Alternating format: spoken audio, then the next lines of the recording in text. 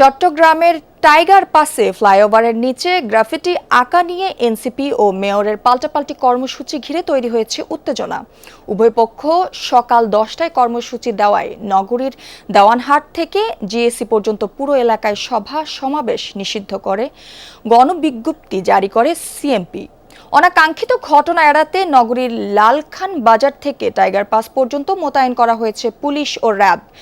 NCP নেতাকর্মীদের দাবি, ফ্লাইওভারের নিচে পিলারে আঁকা জুলাই গ্রাফিটি মুছে দিয়ে সিটি মেয়র তা বিজ্ঞাপনের জন্য লিজ দিতে চায়, তবে তা অস্বীকার করেছেন মেয়র।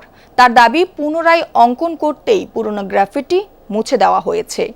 এ ব্যাপারে জুলাই আন্দোলনে অংশ নেওয়া সকল অংশীজনের সাথে আলোচনা হয়েছে বলেও জানান মেয়র। আমাদের প্রস্তুতি আছে, আমরা এই শহরের আইন শৃঙ্খলা নিয়ন্ত্রণ করার জন্য যতটুকু যে লেভেলের প্রস্তুতি নেওয়া দরকার, আমার পরিপূর্ণ প্রস্তুতি আমাদের আছে।